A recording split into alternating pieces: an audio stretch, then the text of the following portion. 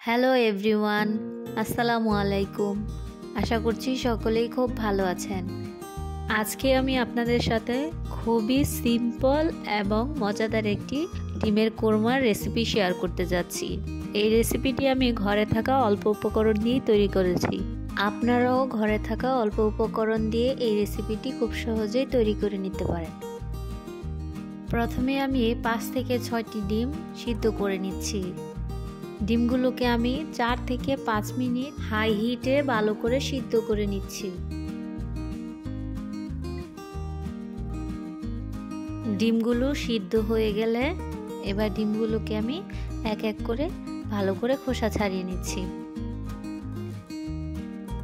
এবার একটি প্যানে দিয়ে দিচ্ছি 150 গ্রাম তেল, দিয়ে দিচ্ছি আধা চামচ লবণ এবং এটাকে ভালো করে মিশিয়ে নিচ্ছি। তেলটা গরম হয়ে এসেছে, এখন আমি ডিমগুলোকে দিয়ে ভালো করে ভেজে নেব।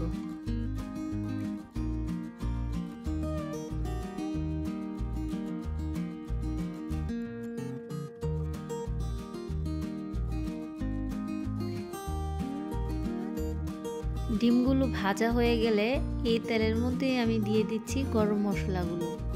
আমি এখানে ব্যবহার করছি 2 টুকরো তেজপাতা, ছোট 2 টুকরো দারচিনি এবং সাথে দিয়ে দিচ্ছি 2-3টে লবঙ্গ, আরও দিচ্ছি 3 থেকে 4টি গোলমরিচ এবং লাস্টে অ্যাড করছি 2টো এলাচ।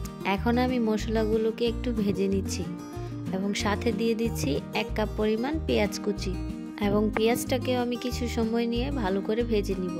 পেঁয়াজগুলোকে আমি বেশ অনেকটা সময় নিয়েই ভেজে নিচ্ছি। পেঁয়াজটা ভালো করে ভাজা হয়ে গেলে আমি পরবর্তীতে বাকি মশলাগুলো ব্যবহার করব। এখন আমি এর মধ্যে দিয়ে দিচ্ছি 1 চামচ পরিমাণ লবণ। লবণটা দেওয়ার কারণে পেঁয়াজগুলো আরও তাড়াতাড়ি সেদ্ধ হয়ে যাবে। এবার পেঁয়াজগুলোকে আমি আরও কিছু সময় নিয়ে ভেজে নিচ্ছি। পেঁয়াজগুলো ভাজা হয়ে গেলে আমি এর মধ্যে দিয়ে দিচ্ছি 2 চামচ পরিমাণ আদা ও রসুন বাটা।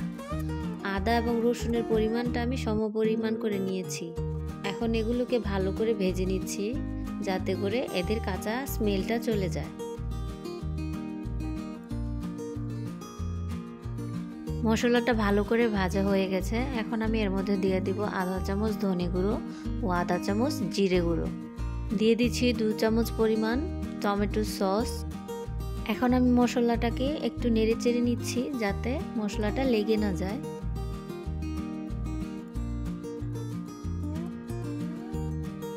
এই পর্যায়ে আমি দিয়ে দিব এর মধ্যে আধা কাপ পরিমাণ দুধ। আপনারা চাইলে এখানে টক দই ব্যবহার করতে পারেন।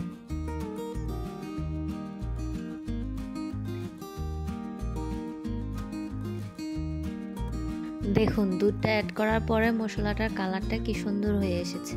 দুধের সাথে মশলাটা ভালোভাবে মেশানো হয়ে গেলে এর মধ্যে আমি 1.5 চা চামচ পরিমাণ লেবুর রস অ্যাড করে দিচ্ছি। এরপর আমি ঢাকনা দিয়ে ঢেকে মশলাটাকে কিছুক্ষণ কষিয়ে নিব।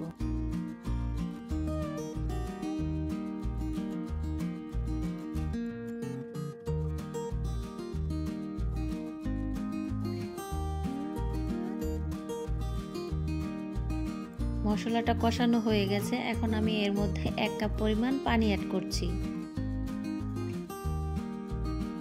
এখন আমি অল্প নেড়ে চেড়ে দিচ্ছি, এতে করে পানির সাথে মশলাটা ভালোভাবে মিক্স হয়ে যাবে।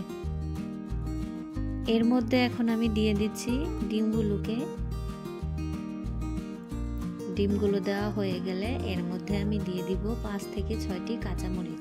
কাঁচামরিচ দেওয়ার কারণে কোরমার ঘ্রাণটা খুব সুন্দর আসে। এখন ঢাকনা দিয়ে ঢেকে আমি আরো 5 থেকে 7 মিনিট রান্না করব।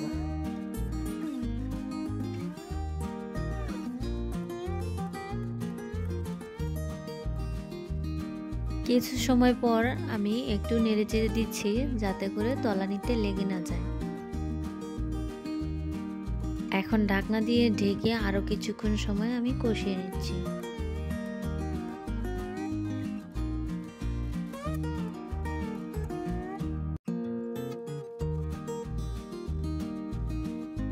ঝোলটা ঘন হয়ে আসলেই আমরা এটাকে নামিয়ে রাখবো। আমার রান্নাটি হয়ে গেছে। ডিমের কোরমার কালারটা যত সুন্দর হয়েছে খেতেও বেশ মজার হয়েছে। আশা করছি আমার রেসিপিটি আপনাদের ভালো লেগেছে। যদি ভালো লেগে থাকে তাহলে অবশ্যই আমার চ্যানেলটিকে লাইক, কমেন্ট এবং সাবস্ক্রাইব করবেন। আল্লাহ হাফেজ।